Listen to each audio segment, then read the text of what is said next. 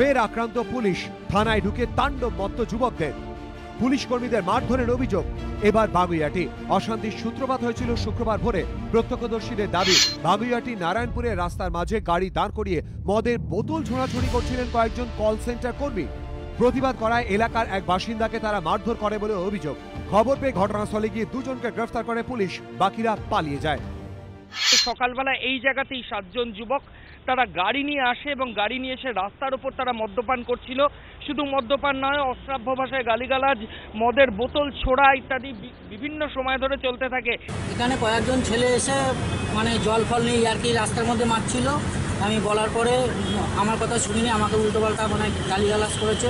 তারপর আমি বলেছি, আমাকে ধাক্কা মেরেছে। তারপর বলার পরে পুলিশ আসছিল, আমি পুলিশদের বললাম, এটা জানালাম। তা পুলিশরা দুজনকে ধরে নিয়ে গেল। পরিস্থিতি উত্তপ্ত হয়ে ওঠে সকাল 7টার পর। আচমকাই বাগুইআটি থানায় চড়া হন ধৃত 2 যুবকের সঙ্গীরা। শুরু হয় থানায় তাণ্ডব। বাধা দিতে গেলে কর্তব্যরত পুলিশ কর্মীরা ওই মত্ত যুবকদের হাতে আক্রান্ত হন বলে অভিযোগ। আপনি কি সকালবেলা অ্যাসল্টেড হয়েছেন?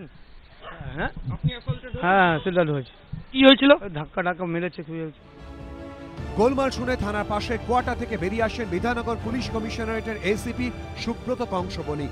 তার নির্দেশে কয়েকজনকে ধরে ফেলেন পুলিশ কর্মীরা, বাকিরা পালিয়ে যায়। থানার মধ্যেও তারা হট্টগোল। থানার যে সেন্ট্রি, যে লকআপ, এই সেন্ট্রি লকআপের সামনে তারা রীতিমতো স্কাফলিং, ধস্তাধস্তি শুরু করেন। বেশ কিছুটা সময় ধরে ধস্তাধস্তি চলে। রীতিমতো থানার ভেতর ওই যুবকরা ঢুকে পড়ার চেষ্টা করেন এবং আসামিকে ছিনতাই করারও চেষ্টা করেন, এমনই অভিযোগ। ধৃতদের বাকি সঙ্গীদের খোঁজে থানার ক্লোজ সার্কিট ক্যামেরার ফুটেজ খতিয়ে দেখছে পুলিশ।